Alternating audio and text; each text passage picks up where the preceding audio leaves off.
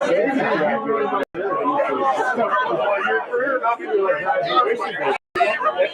when I was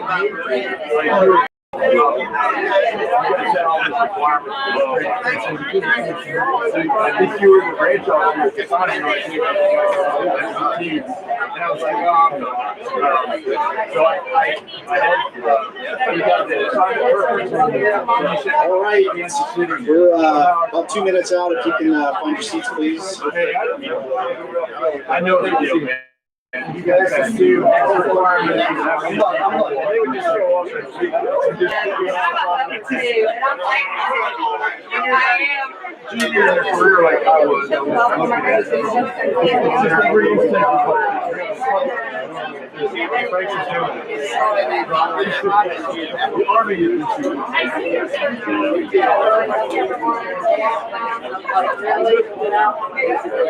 good to see you two.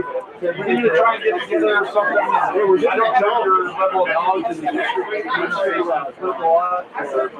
I haven't yet. You know, when I was at the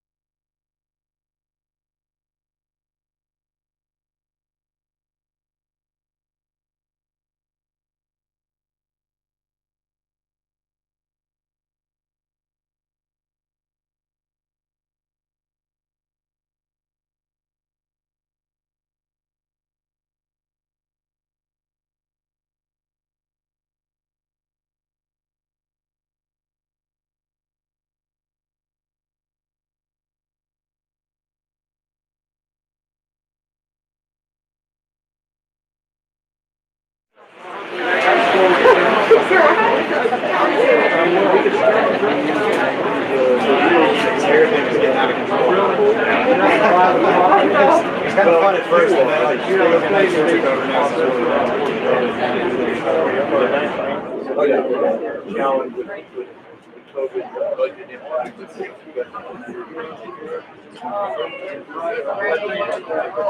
All right, ladies and gentlemen, we're going to get started here. You can kind of get situated. So about 2 hours ago, it was pouring down raining here. So we've survived.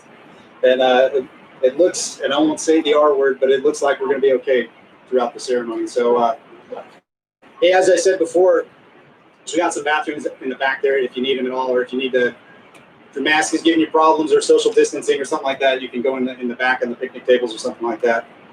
And just a reminder to turn your phones off and all that kind of stuff. So good morning, everyone, and welcome to the Bluestone Dam Phase 5 Stilling Basin groundbreaking ceremony. My name is Josh Miller, and I'm the project manager for this undertaking. Thank you all for coming. I know it's a bit of a long drive or an odd drive. It can be fun, it can be hazardous, but thanks for coming either way. And for those of you that have the program in front, you can reference that for the material and for the order of the events for today. I'd like to first start off by introducing some of our distinguished visitors. First, U.S. Senator Shelley Moore Capito.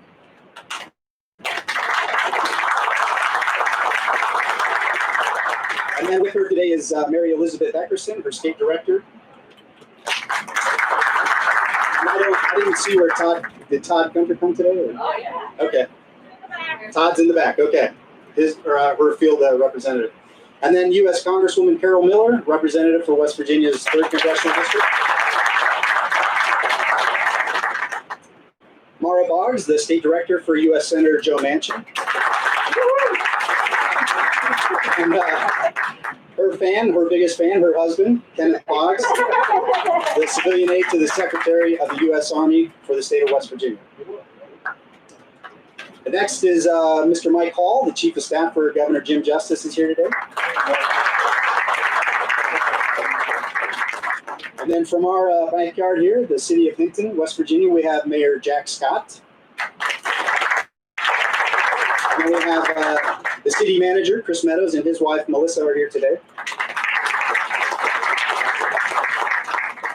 And Mr. Jack David Woodrum, the Summers County Commission Chairman, is joining us today. And then from the Brandman Construction Corporation, with their fun toys here, all the way from Peoria, Illinois. That's where my family's from, so I'm proud of my Caterpillar stuff. So we have President and Chief Operating Officer Frank Pietmont. Thanks, sir. And then joining us from our headquarters in Cincinnati, Ohio, we have Major General Robert Whittle Jr., Commander of the Great Lakes and Ohio River Division. And with them, we also have Mr. Joe Savage, the Regional Business Director of the Great Lakes and Ohio River Division. Hosting today's events is my commander, Colonel Jason Evers, the Huntington District Commander. All right, so we're going to transition into some of the ceremonial events. So at this time, please rise for the Pledge of Allegiance, the playing of the National Anthem, and the Invocation. I'd like to introduce Sebastian Logston from Hinton, West Virginia. From Troop 316 from Hinton, West Virginia, please come forward, young man, and lead us all in the Pledge of Allegiance. To the flag of the United States of America, and to the republic for which it stands, one nation, under God, indivisible, with liberty and justice for all. Well done. Thank you. All right, next, we'd like to introduce Mrs. Melissa Meadows. Will you please come forward and sing our national anthem?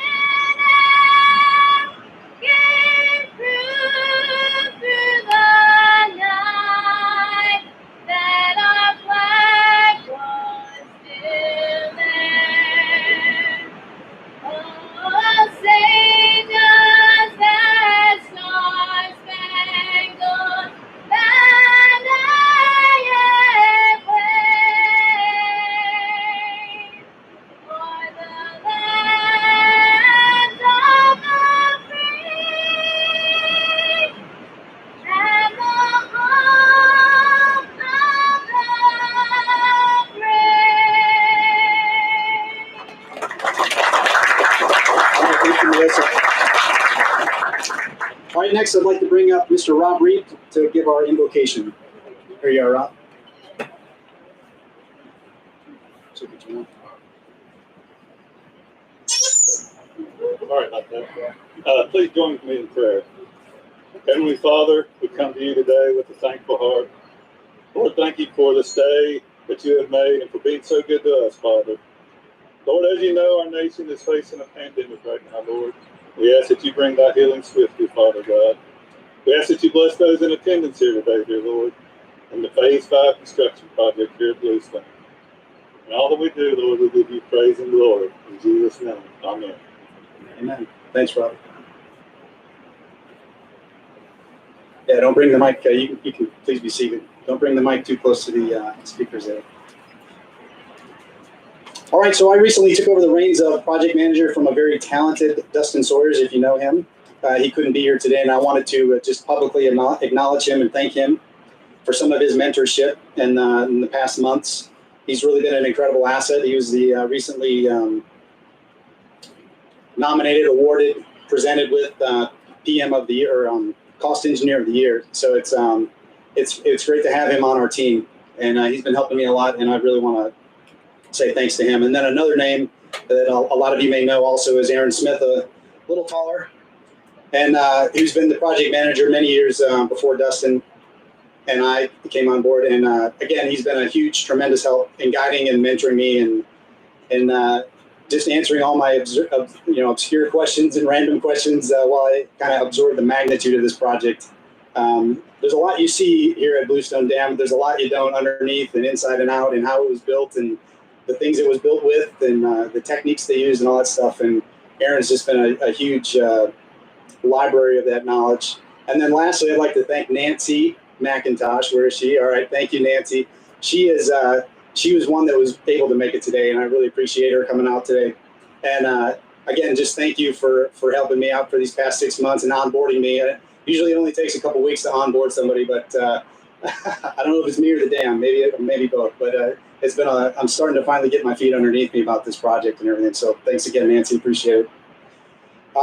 So just a little quick something about myself. I've always been a little fascinated with dams, but the problem is growing up in Illinois, there's not too many dams, as you can imagine, especially northern Illinois. It's mostly just glacier, alluvial plains, and all that kind of stuff. So, but still the fascination was there, and that's how they work and how they operate and, again, how they're built. And so I had an opportunity when I just turned 21, and my idea was to go visit my sister who was living out in Las Vegas at the time. So what most normal 21-year-olds go, they go to the to the casinos and all that kind of stuff. And my sister was just absolutely flabbergasted that I would take an entire day. This is only a 4-day trip. So I would take an entire day, 25%, and drive out to Coffer Dam and not just visit it like a tourist, like a normal tourist. I was actually just studying it and reading about it and understanding it and all this kind of stuff. And probably irritating the National Park Service guide that was taking us on the tour and all that stuff. But she just got a huge kick out of that. And that's kind of when I was really bitten by the dam bug, if you want to call it that.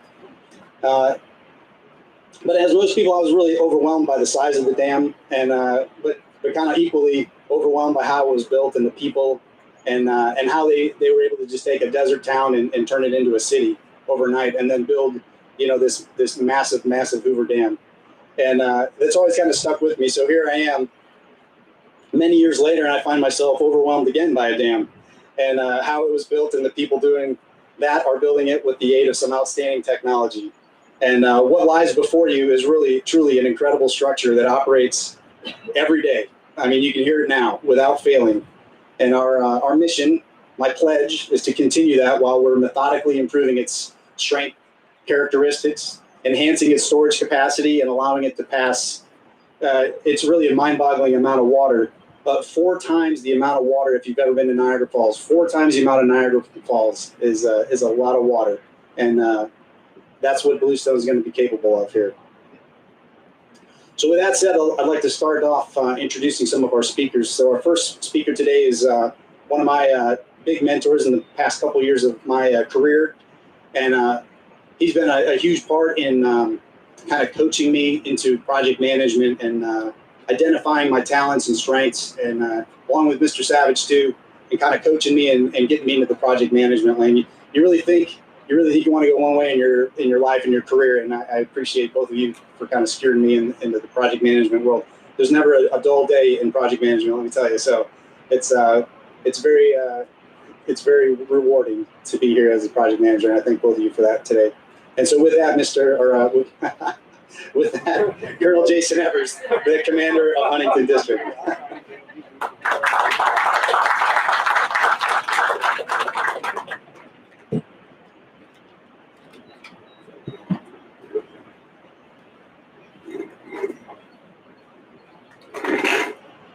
I'm going to remove this just so you can hear me.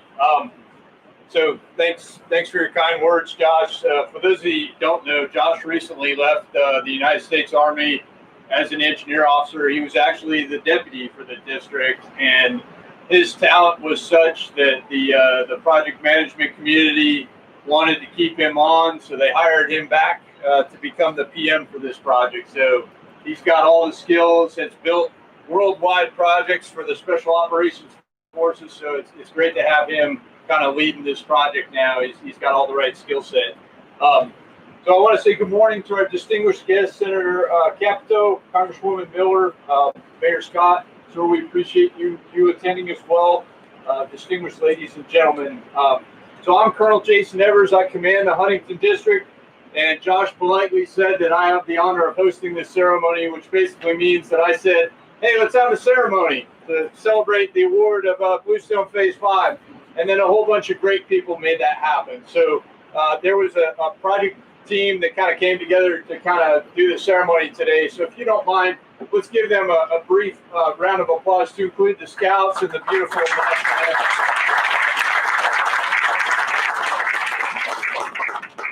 And then the second thing is that I wanted to make sure I got this into my remarks too. Before I go any further, Josh alluded to Nancy and Eric Jones, who actually runs this project on a day-to-day basis and is having to manage through this construction project while operating a dam that's saving lives on a day-to-day and property downstream of it. And so between Josh, Nancy, Eric, and a whole lot of other people within the district, they made this design and construction award happen. So again, just a brief round of applause for all the folks involved in that.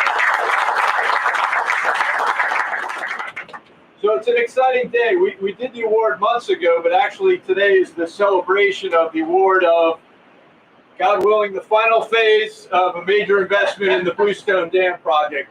And I say that because science is ever evolving, and what you'll hear today in my remarks is a bit of why we had to continue to improve this dam. It's because we learned more about it. And so we're doing the right thing, making the investment to ensure the public is protected. Across the nation, the Huntington District is recognized as the largest civil works district, which basically means we operate and maintain more civil works projects than any other Corps of Engineers district. In addition to this responsibility, we take pride in working alongside local communities like the city of Hinton and the state of West Virginia to ensure long-term sustainability of flood risk management infrastructure across this region of the country. We have constructed 89 flood risk management projects, including dams, levees, and flood walls. And to date, those projects have prevented over $16.8 billion in damages and countless lives. Bluestone Dam alone has prevented over $2.5 billion in flood damages throughout its life. The dam was authorized by the Flood Control Act of 1936 and 1938 during the presidency of President Franklin D. Roosevelt. Construction began in February 1942 after a little bit of a court disagreement between a local entity involved in power production. But that construction began a mere 2 months after the United States entry into World War II and was subsequently halted in 1944 when funds were diverted to support the war effort. In 1946, construction resumed and the dam was completed in 1948 and placed into operation. The dam has allowed the communities along the New, Kanawha, and Ohio rivers to develop and flourish throughout the 20th century and into the 21st and play a major role in the United States. Bluestone Dam is a well-built and strong piece of infrastructure. But as the 21st century dawned, continued investment was warranted to ensure it continued to reduce flood risks throughout central West Virginia. Specifically, innovative geological science established the dam's rock foundation could slide and cause it to fail when holding back storm waters. Modern atmospheric models also indicated that extreme storms, previously not considered possible, could overwhelm and fail the dam by overtopping or turning. In either case, the failure of the dam would lead to catastrophic damage and significant loss of life from Hinton through our state capital in Charleston out to the Ohio River. Fortunately, to date, we have made significant progress in reducing those same threats. To help stabilize the dam's foundation, we have installed over 800 state-of-the-art anchors that connect the dam to bedrock and help it retain those storm waters.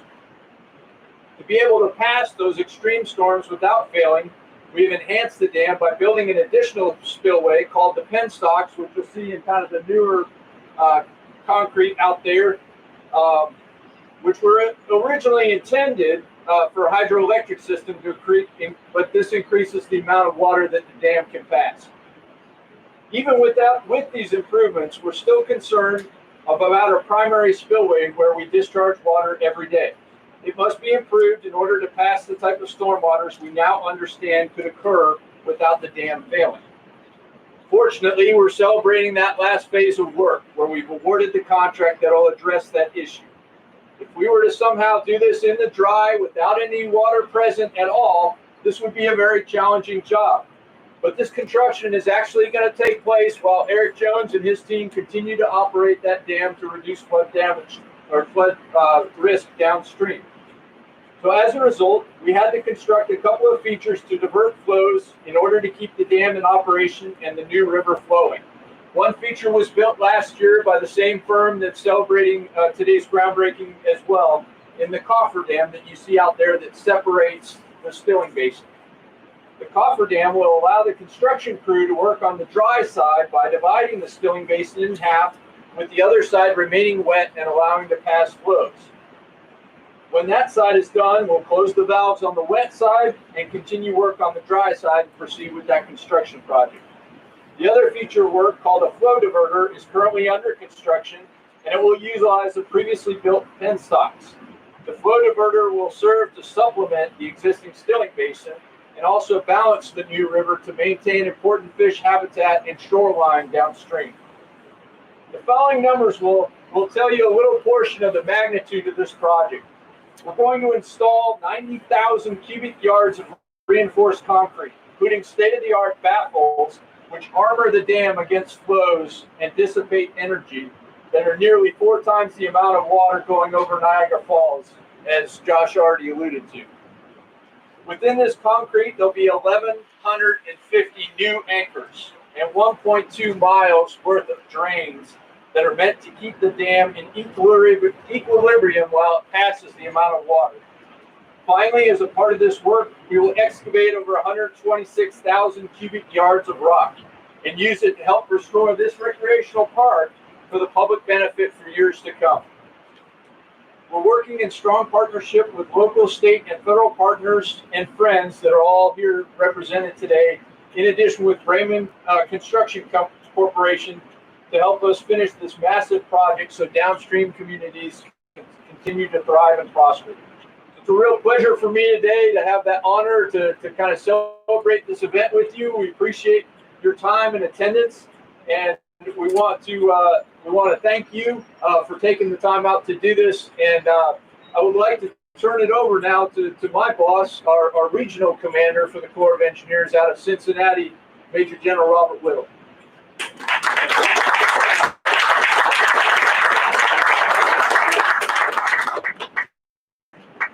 Thank you.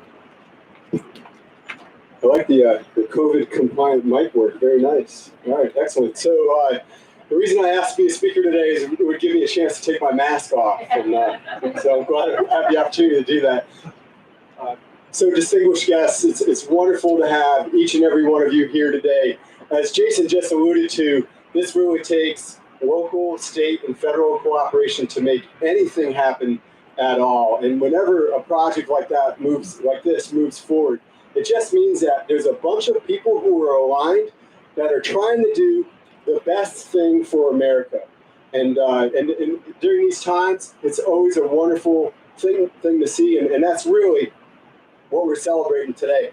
I'm going to speak briefly about Huntington District here under the leadership of Jason Evers, and along with the national picture of what's going on in the world today. So back in February, as the crisis involving COVID-19 was really coming to light, the Department of Defense issued a stop-move order. And what that did was it just basically froze everyone in the Department of Defense in place. If we had troops in Afghanistan, they were staying there. They weren't rotating back. Troops in Iraq, Kuwait, same thing. If you were at Fort Hood, Texas, you didn't leave Fort Hood, Texas, right? And so this helped to combat COVID-19. But in the United States Army Corps of Engineers, we still have to keep our nation's infrastructure running. Coal still needs to go down the Ohio River. Bluestone Dam still needs to be up and running. And so as a result, Huntington District actually submitted what I believe is the first exception of policy to the Department of Defense's stop-move order. And it was for their fleet so that they could continue to do work on our nation's civil works infrastructure. As Jason said, Huntington District is the largest civil works district in the entire Army Corps of Engineers, so it's no surprise He's the first guy in the Department of Defense to submit an exception to policy, which was very quickly approved because we have to keep the nation's economy primed. We have to keep that pilot light on, and that's what we do here in the U.S. Army Corps of Engineers. So very proud of that. And then Huntington District, while still doing all that, was actually responding to the COVID-19 crisis by doing site surveys for governors, looking at sites that could become alternate care facilities, and then even providing plans for those same states to be able to do that work. This majestic dam is comprised of 55 concrete monoliths. The structure has an overall length of 2,048 feet and a maximum height of 165 feet above the stream bed. And in its 72 years history, it's measurably protected millions of dollars of property and protected countless lives. And it stood silently here doing its job every single day. And it's a beautiful view here of that dam behind us.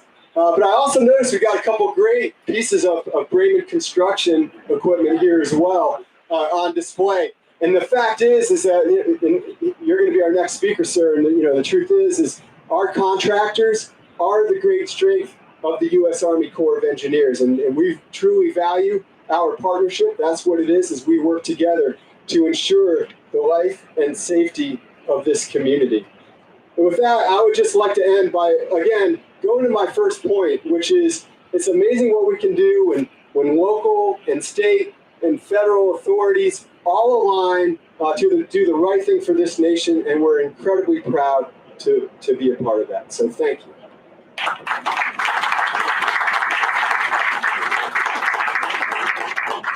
All right, thank you, sir.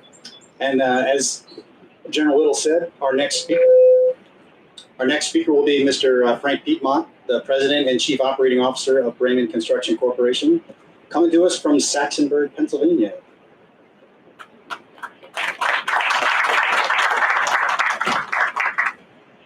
All right, so when I first found out I had to follow a major general giving a speech, I wasn't real sure what that was a good idea.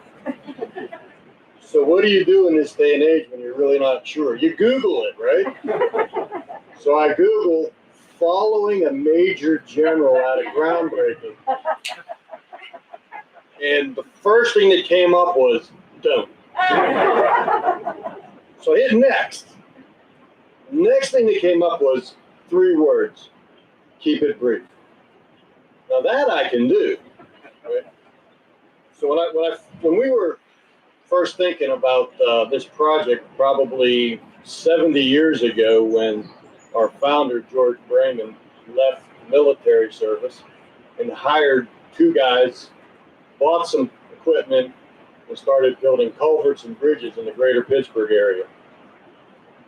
70 years ago, I started thinking, what would he think standing here right now, that company he started 70 years ago, standing in front of this structure, this impressive civil works, that you think he had any vision that his thought of let's hire a couple guys, let's go build some civil works would lead to this?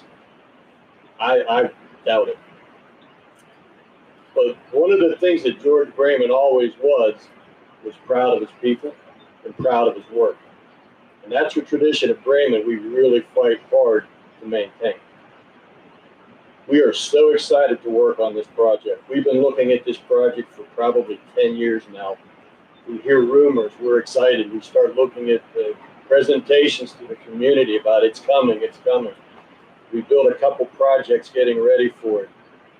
This is the largest and longest project Brandman has ever successfully bid, and we are so excited to build it. We look forward to working with the Army Corps. I was trying to count the number of projects we've done with the Army Corps in my brief history with Brandman, which is about 16 years. I think it's right around 14. All have been successful. All have been very, what's the right word, rewarding. And by that I mean, when you're done, you're proud of what you did. Not all have been successful financially that we'd like them to be, but there's more to what we do than that. Every single one of our guys at the end of the day will tell you They like to look back and see what they accomplished. They like to look back and see that signature bridge going over the Ohio, or that signature bridge going over the Allegheny. One of the challenges we have with this project is you're not going to see a whole lot when we're done. It's going to be down in the ground and under the water. But what we will take pride in is knowing that we work together with an awesome team on the other side. We thoroughly enjoy working with the Army Corps. We thoroughly enjoy the challenges that these jobs present, and we thoroughly enjoy finishing them on time and on budget, which I know is really a key thing for our government partners. We are excited that the team we've put together is one of the finest teams we've been able to assemble. We've been able to do it with a combination of good hires and good in-house talent, and I know they're chomping at the bit to start turning dirt over. So with that, again, we thank you. We're looking forward to the project, and I will be around for a little bit if anybody wants to pick on me afterwards for keeping it too brief. But again, we're really excited for the project, and thank you for the opportunity. Thank you, Frank. All right, next is the mayor of Hinton, the new mayor of Hinton, Mayor Jack Scott. Thank you.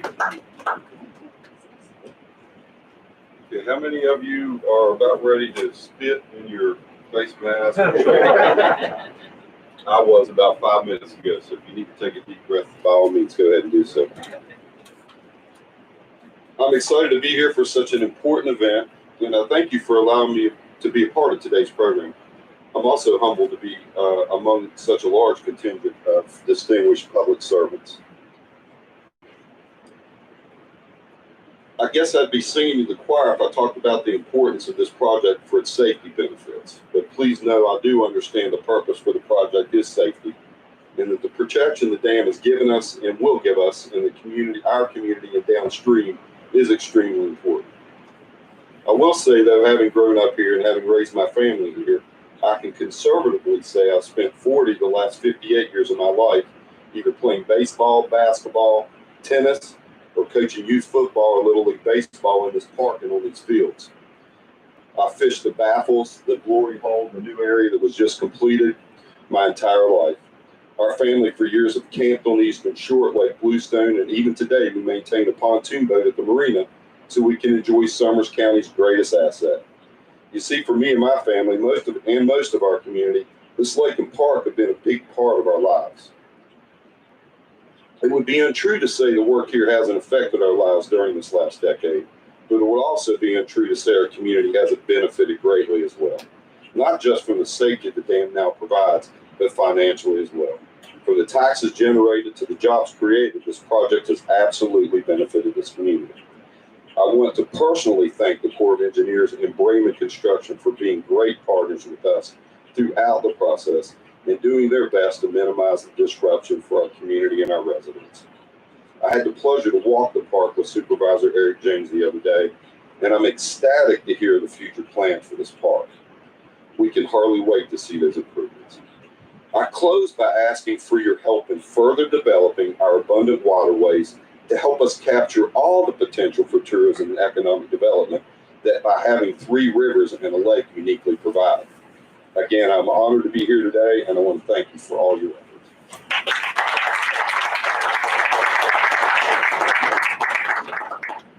Thank you, Mayor. Next, I now have the pleasure to introduce someone very familiar to us all, Senator Shelley Moore Capito.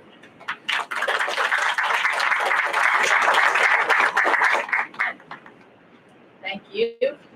Thank you all very much. It's great to be here. All these different things I got to get rid of. It's great to be in Summers County. Mayor, congratulations on your election.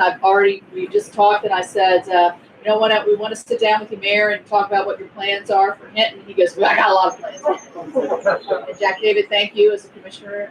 We've been friends for a long time, so it's great to see you. Major General, thank you for coming. Thank you for dragging along our buddy Joe Savage. He did a lot of good work with my office for many, many years, and I know he's up at the regional level or however you state that, but he has West Virginia in his heart, and I just know that. Colonel Evers, great to see you again.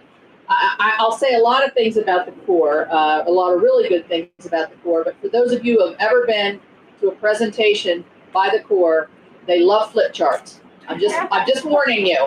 You know, they bring them in, and it's not a 2-minute flip chart presentation either. They're very thorough, and as you can tell by the descriptions, you're laughing. Yeah.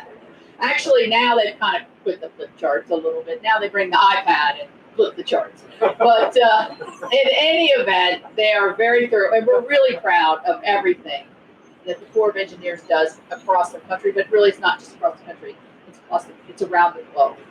So I'm pleased to be here with Carol Miller, my compatriot from the 3rd Congressional District. And Mara, it's great to be here. Senator Manchin and I work really well together on all of these issues, infrastructure related to our state of West Virginia. I do have a special guest with me today, in case you wonder who that tall guy is with me. That's my husband, Charlie. Came down. He's never seen the dam. And what I say about him is he hasn't had a haircut since March the 3rd. Oh, yeah. So he's threatening to, you haven't either? Yeah. Now it's like badge of courage. He has more hair than both of our sons, so I think it's really, he's rubbing it into them in effect. But, you know, I'm a member of, in the House, I was a member of the Transportation and Infrastructure Committee. We worked a lot on this project and other projects. And then in the Senate, I'm on the Environment and Public Works Committee, which is all Corps related. But it also, I chair the Transportation and Infrastructure Subcommittee there. So Carol's over on transportation, which I'm sure she was going to talk about. So we're well placed in West Virginia to really maximize the look that the Corps gives us for our much needed projects. And this certainly, the Bluestone Dam is certainly one of it. I think we've been working on it for, I don't know, a long time. I came up and saw, I guess, phase 3 and phase 4. We walked along the top. We looked at the time capsule. There's such great history that's connected with this community, not just this park, but the dam. I cannot even tell you how it works still after the tour that I had, but it's a magnificent piece of engineering. I can tell you that. When we think back 4 years ago, we think to 2016 when we had that flood that came through southern West Virginia, our neighbors in Greenbrier. I'm sure it was iffy here in Summers County as well, up into Nicholas County and even into Kanawha County. We lost a lot of West Virginians that day. We lost a lot of property that day. And had this not been a fully functioning, well-engineered dam, who knows what the consequences could have been on one of these sort of life event things, such as we saw in 2016, in June of 2016. A lot of our communities and our neighbors are still trying to recover from that. So I'm a resident of Kanawha County. We just came across the Great Kanawha River coming here. You're protecting all of that by making sure that the investments that we made in the 40s are going to be here for the next several years. So as you think of it as taxpayers, there's a lot of do-re-mi in this dam, I can tell you that. Like hundreds of millions of dollars. You don't move this equipment, it doesn't come cheap. And you don't want to make a mistake because mistakes are costly. And if you have to go back and redo and re-engineer, and in 10 years, things that you thought were going to last 30 to 40 years are not properly engineered, you're in a place where you don't want to be. So that's why I think this is a great thing to celebrate for all of us here. The mayor talked a lot about what the local contributions are, and I think that's really important. But it really is a regional effort here, and it's what we want, I think, our tax dollars to go for, which are major projects that enhance our quality of life, not just recreationally, but our safety of not just our own persons, but our property as well. So we just passed a major piece of legislation out of my subcommittee, the EPW, which is very Corps related. It's called WRDA, Water Resources Development Act. We pass it every 2 years. This is where a lot of the dollars that are aimed at projects such as this come forward. But these are not dollars that you can't just put them in the bucket one day and spend them the next. These are long-term projects and long-term expenditures. So they have to be prioritized by the Corps. The Corps has a prioritization list that they put out every year that they send to us. And then in the EPW committee and also in the Appropriations Committee, where Senator Manchin and I are both on that committee, we then want to make sure that we're fully funding what the core projects are. because they know where the engineering needs to occur and where the life and safety is most important. So they're great partners for us in Congress, great partners for us in terms of what we appropriate. So we're hoping to I want to get this Water Resources Development Act passed along with our transportation bill, because I think in this era of COVID, when we don't have people back working, when we're trying to figure out the best recovery package, as we did with the CARES Act, I want to look forward to a package that not only has a vaccine, a therapeutic, ways to help our schools reopen, keep our businesses going, help those who can't go back to work. I want to see at the end of the day, I want to see our transportation bill in this because, and water resources bill in this, because at the end of the day, you're going to have something. You're going to have a road, a bridge, a dam, or something to show for all the people that have gone back to work and the monies that you've spent. So we're working on that as we go back. We go back next week. It is definitely different in Washington. Lots of obviously mask requirements. Our staff are not. Our staffs are kind of half and half in the buildings. No visitors. We don't get any Boy Scouts, Sebastian. I hate that. We don't get to see them. I love having nice visitors coming so we can show the Capitol off to our constituents and our fellow West Virginians.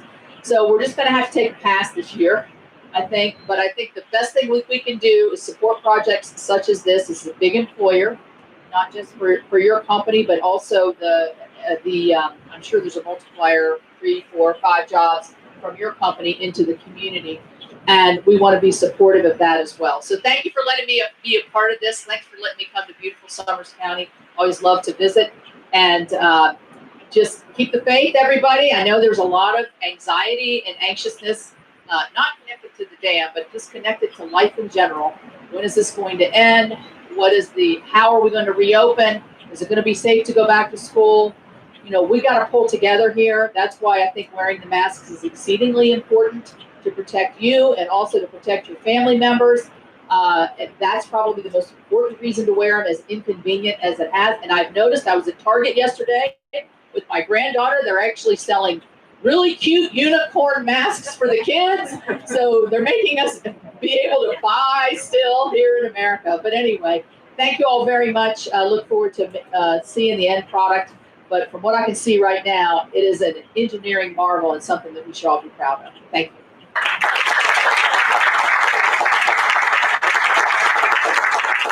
All right, thank you, Senator. Appreciate it. All right, next I'd like to introduce Congresswoman Carol Miller, representing the 3rd Congressional District.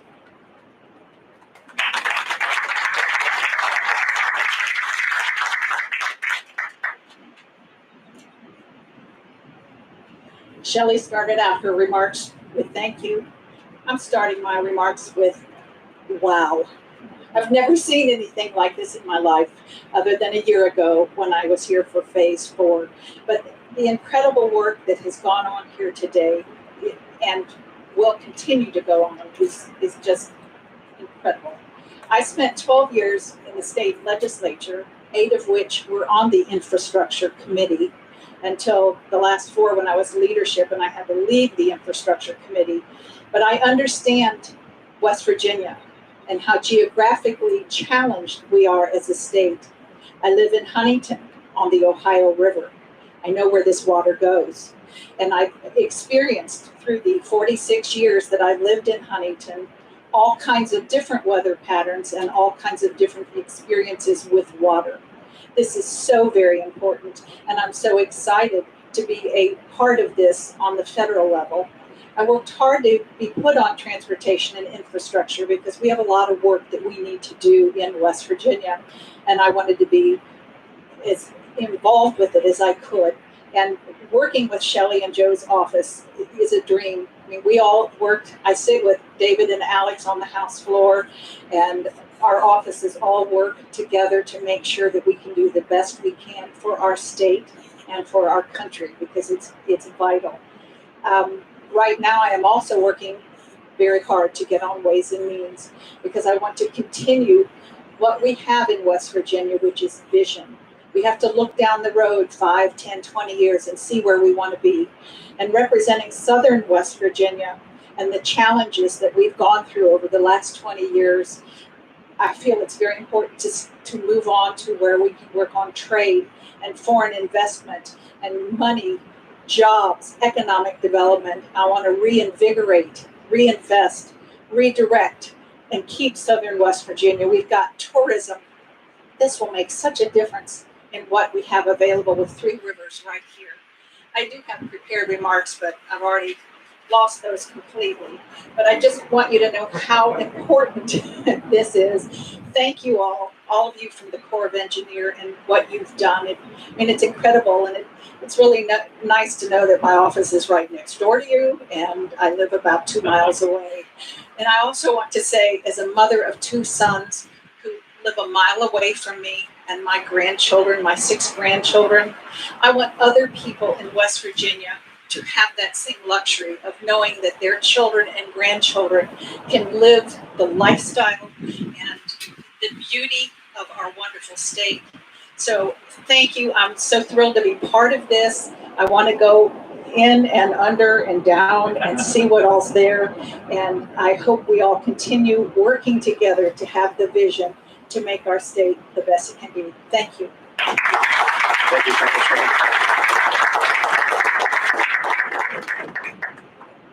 I did want to thank Sebastian, because you are the beginning of our next leaders. And Melissa, wherever you are, for your beautiful voice, your gift for singing. Thank you. Amen. Yeah, thank you. All right, next I'd like to introduce Mara Boggs, representing Senator Joe Manchin. Thank you. Good morning. I'd like to start by saying a few words about Senator Capito and Congressman Miller. They're such models for our state, not only as women, but as West Virginians, so it's quite an honor to be speaking after you today. General Whittle, Mike Hall, and so many friends who are here today, Jack David, and then to the Senator and Congresswoman staffs, you're great professionals and friends. It's nice to be here.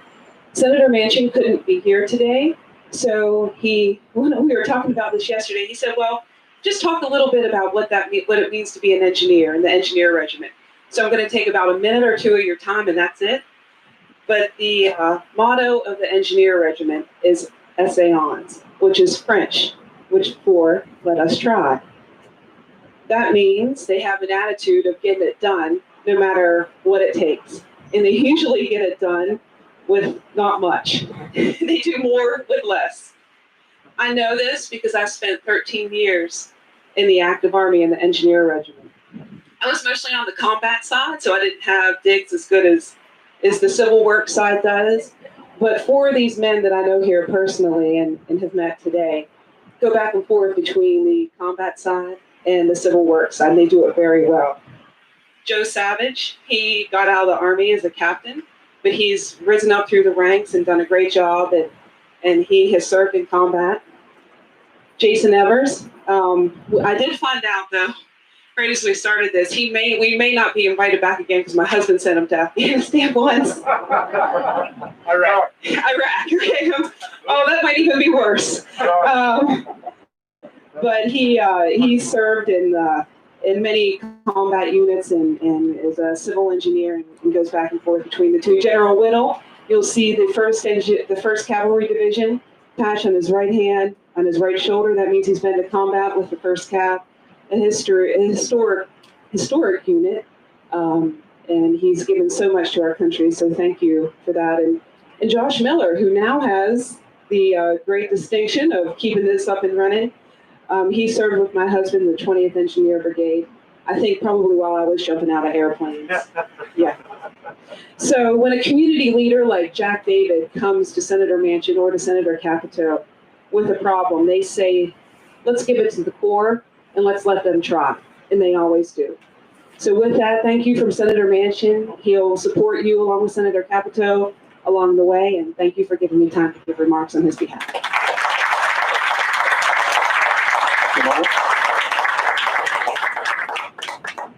And then lastly, I'd like to introduce our Governor's Chief of Staff, Mr. Mike Hall. I realize that I'm the last thing between you and lunch, except for the crown. But on behalf of the governor, they asked me on Monday if I could come down, and so it's thrilling. I want to get down there and see that. And but the governor couldn't be here today. It's obviously his Monday, Wednesday, Friday schedule is such to deal with this COVID problem and do his press conferences. A little bit of a battle. We're getting some complaints about this and that. I just want to say a couple of brief things about our senator, our congressman, and our federally elected people. They're really important. And, you know, your all service, I know it's tough what you have to do to go back and forth between Washington and here. But so keep them in mind and think about them, because I know how hard they work, and they are well positioned to get money. I served in the West Virginia legislature for several years, and I saw that process as well, that it's important to have people well placed. You know, in 1948, three things happened, I guess. Harry Truman was elected, this dam was completed, and I was born. And from what I'm hearing today, I'm not going to survive as long as this dam. I grew up in Huntington, as has been mentioned. I remember as a kid, my grandmother lived on a street called 3rd Avenue. People from Huntington know where that is. And we'd see pictures of the floodwaters that happened, I think it was 1937, might have been 1938, I can't remember. Seen pictures of George H. Wright's clothing store in downtown under 8 feet of water. And as a kid, I often wondered, you know, he said they've done things to fix that. And I thought maybe it was just the flood wall. But I do realize now it ain't just a flood wall. It's this structure right here. It's obvious that, you know, it became a part of what has protected our city from what was my hometown was a devastating flood. Since I've become governor, I've had an opportunity to learn a few things that I didn't. I started working at the governor's office. I'm not the governor. Sorry. Don't tell him I said that, please. And it wasn't a Freudian slip either. Maybe it was. But I got to visit. We have a place called the Fusion Center. I don't know if any of you have heard of it or not. Some of our military guys have heard of it. Those of you who haven't heard of it, it is actually an intelligence operation in state government. And it keeps an eye on risks, attacks on the internet and so forth. But when you walk in there, you see a map of something. And it's the city of Charleston if this dam would ever break. And my office in the Capitol is on the lower floor. My office would definitely be completely covered. And also the Senate and House chambers would have a lot of water in it. And when you look at that and you think, wow, I mean, they sit there and study risk, and they're obviously thinking about the worst case thing that obviously you all do to protect this place, and that would be a terrorist attack of some sort that would ignite something that would break it loose. But ever since I saw that map, I was telling some friends of mine yesterday about it. I said, you may not understand this, but this Bluestone Dam is really a big deal, and it's really important to keep it right and protect it. Now, my son happens to be an engineer. I marvel at your engineer guys. I really do. He gave me yesterday, because he does caisson drilling, which you know what that is. He's very familiar with that part of your operation. He runs his own caisson drilling company. He gave me a full description of what you're all going to do here yesterday. And so I brought my boy to know all that stuff. But it is fascinating to know that there's enough knowledge, capability, and so forth to do these kinds of things. Again, the funding comes here by the aid of our federal folks. It's a very important project, and I'm glad for Hinton and the town. And as a matter of fact, I decided my trip here today, I said, my wife and I, during this COVID crisis, we're looking for things to do. I take her on drives. I think I'm going to bring her down here Sunday. I'm just going to drive down, say, I want to show you something. My wife's in real estate. If you need us to give you on a house down here. Well, maybe one of these days. Yeah. Well, I don't say anymore because I'm between you and lunch after the groundbreaking. But I appreciate everything that everybody does. I'm sorry I'm not saying everybody's name, but I appreciate everything you all have done, and any support you get from the governor's office. Don't hesitate to call us. Thank you very much. All right. Thank you, Mike. All right, so we're going to transition a little bit here, and we're going to go into the actual groundbreaking. And so the Army guy and me, if you can kind of form up a line. And we've got the shovels over here, all 9 of them. And so if you were a speaker today, grab a shovel and a hard hat. They were put together today, so they were clean and all that stuff. And make your way over to the soil, and then we'll take the cues from the photographers.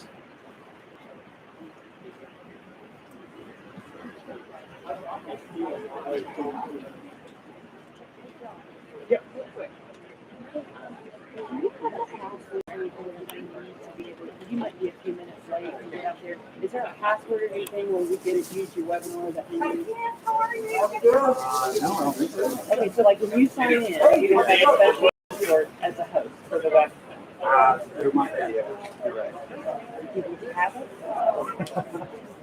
I gotta do this real quick.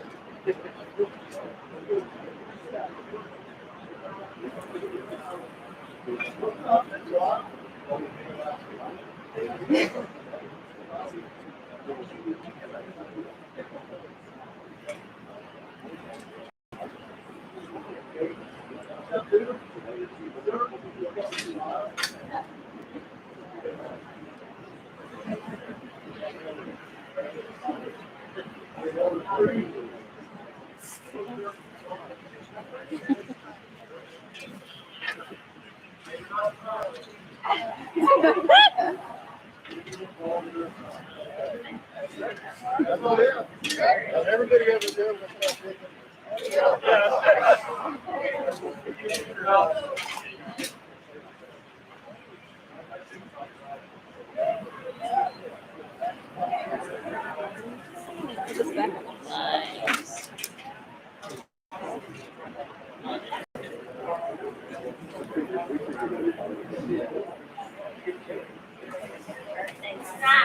Thank you. Who ratted me out? Who ratted me out?